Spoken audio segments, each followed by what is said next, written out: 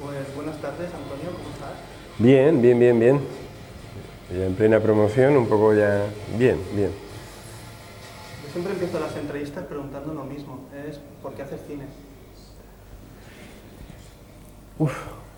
Primero, para mí el empezar a hacer cine fue como un sueño, porque a mí me gustaba mucho el cine, desde niño. Mi padre ya me llevaba siendo muy niño, pero no pensaba que era un oficio. Y entonces cuando descubrí que era un oficio, que podías de alguna forma ganarte la vida, que fuese tu trabajo, a partir de ahí es que ya no me lo pensé más. O sea, ya yo tenía que ganarme la vida haciendo películas, si eso era posible. Y entonces ya es como una realidad, ya veo, lo de hacer cine es mi vida, es mi realidad, no veo otra alternativa. ¿Por qué hacer una película sobre el asesinato de Trotsky? Y enfocada a la persona que lo mató. Porque yo conocía la película de Alain Delon y Richard Burton, Sí. no me gustaba nada, porque era una película muy guerra fría, Sí. con un punto de vista muy patriótica y tal, y el documental de Asaltar los cielos. ¿Por qué volver a este tema?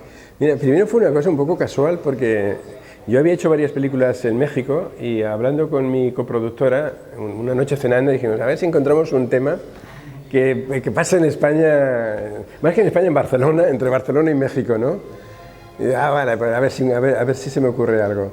Y de vuelta a Barcelona me acordé de Ramón Mercader y había visto la película, las dos también las había visto, la misma, pienso lo mismo que tú, coincidimos, y empecé a refrescar, a buscar material y me di cuenta que había una historia que tenía un potencial muy grande. Y conforme iba reuniendo más datos, ya se lo propuse, ya lo vio muy claro y ya decidimos, vamos. Lo que no sabíamos en aquel momento que decidimos hacer la película es en el lío en que nos estábamos metiendo por la complejidad que iba a tener. No éramos conscientes. ¿Y por qué tomar ese punto de vista tan personal? Porque conocemos que Ramón es uno de los más revolucionarios, combatientes que empieza en la guerra y acaba siendo una persona que en la historia va a tener una importancia muy fuerte. Sí, ¿Por qué todo ese proceso? Cuando yo empiezo a documentarme, empiezo a estructurar un poco las tramas que había, las diferentes posibilidades que te ofrecía. Es una historia que tenía un problema y es que tenía muchas tramas, era muy interesante, había muchos personajes interesantes y todos con cosas que decir. Y entonces llega un momento que tienes que priorizar y tienes que seleccionar y el personaje que me quedó Ramón Mercader, porque era el más complejo por una parte, era el que me llevaba a los otros, era una buena guía para ir y era el que más me acercaba tanto al drama como a la trama, ¿no? al desarrollo, a acercarme al desarrollo de los hechos.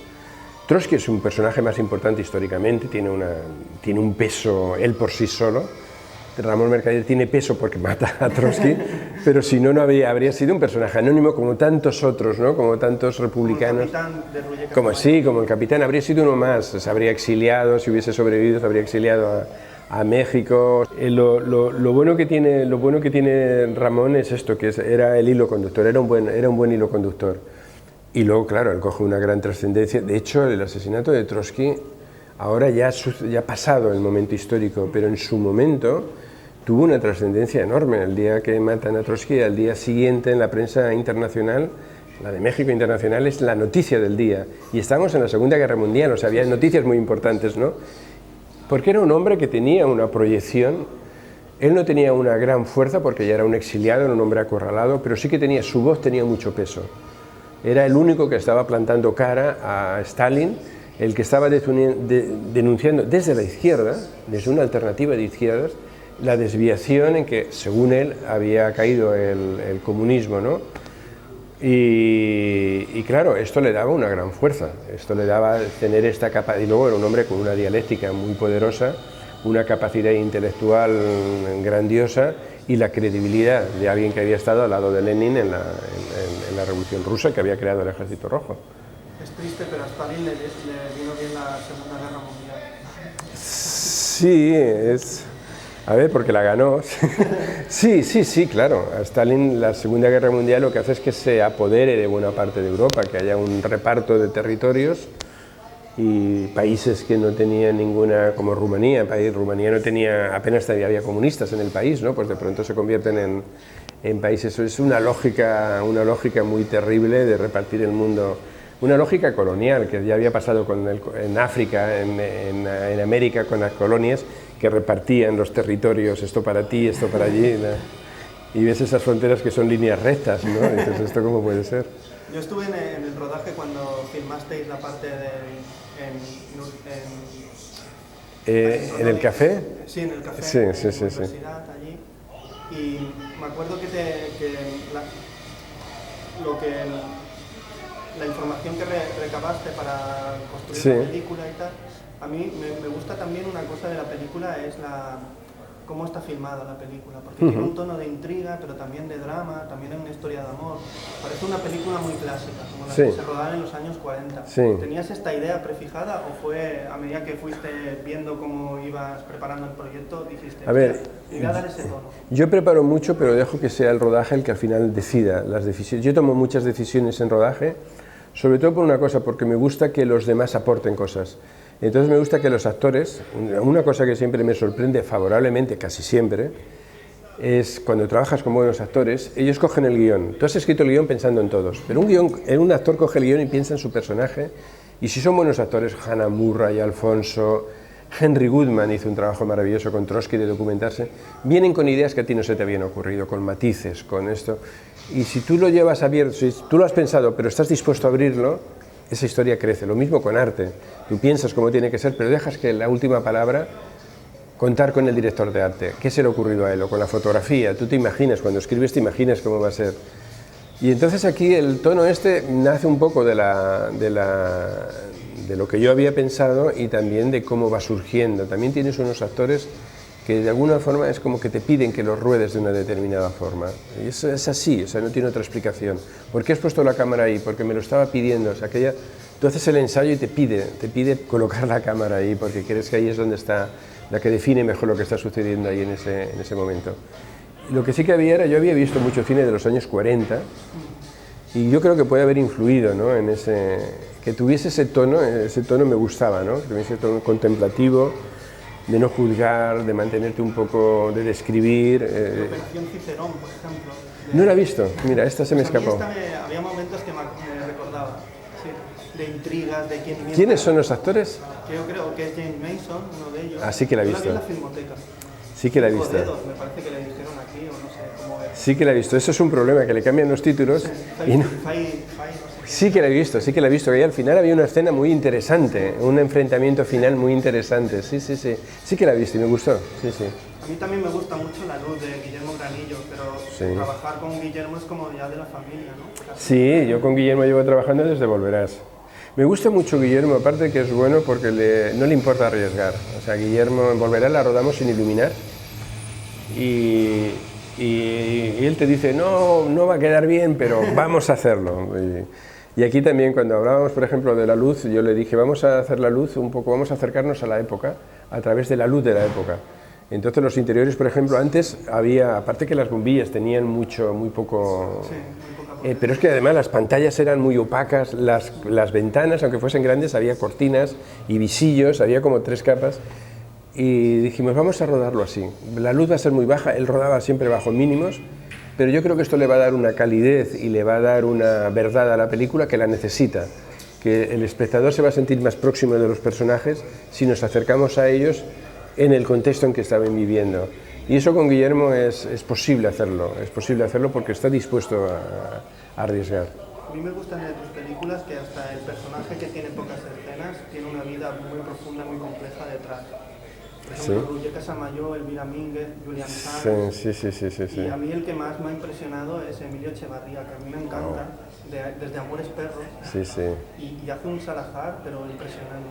Bueno, Emilio es un portento de la naturaleza. ¿Eso ya lo teníais decidido que iba a ser él? No, lo tenía que hacer otro actor muy bueno, mexicano, y que ahora él, que no se entere, pero ahora me alegro que no lo hiciese, porque tenía otra, nosotros cambiamos fechas y él tenía comprometida otra película, entonces no pudo hacerla. Y Emilio se le ocurrió a la coproductora, y porque yo buscaba un actor más joven, porque el coronel Salazar en aquella época era un hombre más joven. Y no me importó, cuando me dijo Emilio, dije, es maravilloso, sí, sí, y quedamos a cenar con él. Y vamos, pero ya no era para hacerle prueba ni nada, es para a ver qué nos dicen, ¿no? Y le había encantado el guión, y ya toda la cena estuvo hablando de cosas del guión, y ya no hubo que ni que ofrecerle el papel. O sea, él ya venía con la idea de hacer la película. Y es un actor maravilloso, y aparte es muy respetado en México, y a los otros actores mexicanos les daba mucha seguridad, me lo decían, dice, trabajar con Emilio, sabes que va a quedar bien, dice, porque aporta verdad, o sea, sabe estar, y ha sido una de las mejores experiencias más bonitas de hacer esta película, trabajar con actores como Emilio Echevarría. Hay muchos planos cogidos desde arriba. Sí. Porque, por ejemplo, el momento en el que están en la cafetería, que me recuerda a la Virgen de la Lujuria, con esa barra... Sí. No sé si es la misma o es que en México se parecen mucho las cafeterías de aquella época. ¿En qué cafetería? Cuando está hablando con Ruller Casamayor... Ah, sí. La Virgen de la Lujuria... Pues igual es la misma cafetería, porque es una historia inventada de españoles que se van a México exiliados. Y me acordaba, ¿no? Porque es un... No he visto La Virgen de la Lujuria. Sí. He visto muchas películas de Ripstein, pero esta no. Pero es posible porque aquel es un salón en México muy famoso. Sí. Es el Salón San Ángel, me parece, y creo que es muy famoso. 100 años por lo menos. Sí, es un salón de los clásicos, de los que quedan como aquí sería La Paloma, pues sería allí el salón este. Pues puede ser que la rodase allí, no te digo que no. Pero esto de los personajes, sí que me gustan mucho los personajes, incluso cuando los de casting, cuando hacen el casting, siempre les remarco, los papeles más difíciles de encontrar son los que tienen pocas sesiones, porque el protagonista tiene toda la película para componer su personaje, tiene muchas más cartas en la mano. Un personaje que sale en 2 o 3 sesiones, o en una algunas veces, y me gusta mucho esto de que afinarlo al máximo. Porque la historia de Ruller Casamayor y cómo lo cogen está muy bien filmado. Y eso cambia en el personaje, y es lo que te quería yo comentar. ¿Las dudas que Ramón Mercader tiene son producto de la ficción o producto de la historia? A ver, aquí está indisociable ya, la ficción y la historia está indisociable. Lo único que tú puedes contar que es real, es lo que salió en la prensa. Todo lo otro cuenta que es una ficción, porque no sabemos. Yo no sé qué tipo de conversaciones tenía con Silvia, con su amante, ni con su madre, ni con Kotov, eso no lo sabemos. Entonces, y eso era muy bueno para mí como guionista, porque como no lo sé, tengo pues toda la libertad de inventármelo, ¿no? Y hay en realidad lo que se dice histórico es un porcentaje pequeño, todo lo otro es ficción, pero una ficción que es respetuosa no porque quisiese por una cuestión moral de que tiene que ser respetuoso, dices que la verdad era muy sugerente, es que lo que sucedió ya está muy bien, ya es un guión cinematográfico, ya tiene una fuerza dramática enorme. Está muy bien la secuencia con el general ruso, sí. Son percepciones, ahí como dices, lo que os voy a contar es esto, ¿verdad? Exacto, sí. Es mi carta de presentación. Exacto. Esto para mí, esta secuencia es muy importante porque te pones al espectador a partir de ahora. No hay nada verdad ni mentira, es lo que tú quieras que sea. También es un juego toda la película, es un juego entre verdad o mentira sobre la manipulación, la identidad y lo frágiles que llegamos a ser, ¿no? Sí. Esto me interesaba que y va saliendo estas, como cuando Ramón le dice a Kotov, a su superior jerárquico, ves que es mentira, lo que estamos diciendo es mentira, y dice, bueno, pues, ¿de qué te extrañas? Si estamos dispuestos a matar, ¿por qué no vamos a mentir, no? Esto me resultaba muy fascinante, ¿no? Y el otro dice, bueno, ¿y entonces cómo sabemos? Si siempre mentimos, llega un momento en que no sé, como le pasa al mismo, si yo me estoy inventando un personaje, ¿en qué punto ya no sé quién soy? Hay una cosa que me llamó mucho la atención y está en la película, y es que Ramón Mercader se tiene que inventar un personaje y lo vive plenamente, y convive con él, que es Jacques Monard. Y ese personaje inventado, en su vida es muy importante su madre. Y Jacques Monard, de una madre inventada, pero una madre que es lo contrario de la suya. Es una madre amorosa, es una madre que lo cuida, es una madre que lo protege, es todo lo contrario de la suya. Y es curioso, no sé por qué se llegó a ese punto, ¿no? Porque claro, es una historia además que el factor humano es muy importante, es muy importante, muy importante. Y ahora para terminar, Antonio, a mí me gustaría, yo siempre termino con la misma pregunta, Sí. y es si recuerdas qué película cambió tu mirada como espectador cuando eras adolescente o una de ellas. Vale.